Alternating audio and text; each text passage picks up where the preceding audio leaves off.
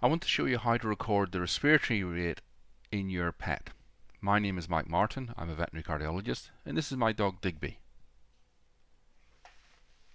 So the resting respiratory rate is the number of breaths in 1 minute, or 60 seconds. This is best recorded during a period of rest or sleep, not after too much exercise, not when too hot and panting, so nice and calm, rested or sleeping. A normal rate in dogs is typically less than 20 breaths per minute, but with variations of normal, it's roughly from 15 to 25 breaths per minute. An elevated rate is typically more than 30 breaths per minute. A very fast rate is more than 40, extremely fast is more than 50. Now, excluding dogs that are panting from exercise or being too warm and hot. So this is at rest and a calm situation. In heart failure, as a consequence of this problem, there's retention of fluid, typically within the lungs or the chest. This makes it very difficult to breathe and get oxygen from the air, so consequently one needs to breathe faster to get enough oxygen. So the respiratory rate gets faster. Treatment of fluid in the chest is with drugs such as diuretics and other medications. The diuretics such as furosemide and torsemide, and manufacturers will have different trade names for these drugs, cause the kidneys to work harder and excrete excess fluid in the urine. Monitoring the respiratory rate in your pet is a good way to monitor how effective the treatment is working. As the fluid clears from the chest, the respiratory rate becomes slower, i.e. more normal.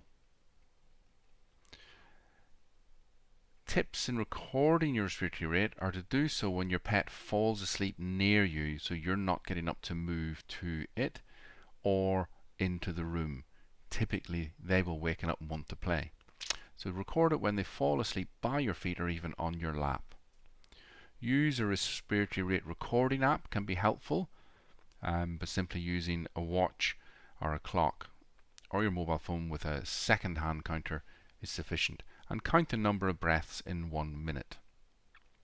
1 breath in and out is a breath. Watch the chest and flank rise and fall with each breath in and out.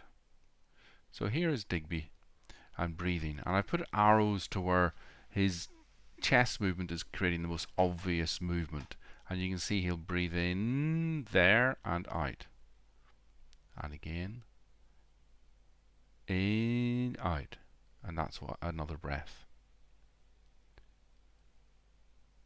In, out. So in a normal dog this can be quite subtle to see and defined, and though this is the flank and not specifically the chest movement causes the whole trunk to move depending on what you're looking for. Here's another view of Digby lying asleep, and you can see the chest lift there and out. It even moves his leg out from the chest, there, in and out. And another breath coming in, out. Very subtle, very normal, and the respiratory rate in Digby here is nice and slow. The easiest thing is definitely to use a little respiratory rate counting app. There's a couple available by the manufacturers of some heart medications for dogs. So it's also really useful to keep a daily record of the resting respiratory rate following the start of treatment that your vet has given. The respiratory rate should come to near normal, not always perfectly normal, but near normal with dogs with heart conditions. And once it's stabilized, then you can reduce the frequency from daily down to once or twice a week. So in the first period of time, you're probably going to record daily for 2 weeks to get treatment under control. Thereafter, it's going to be difficult to do it every day, but if you do it once or twice a week, it's often useful. But heart disease, unfortunately, is progressive in our pets, and that will take months or years depending on the condition.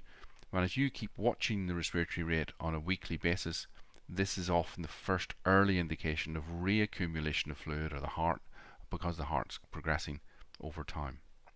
It's a good way to monitor the treatment and how much fluid there is in your pet's lungs. Thanks for listening from me and Digby.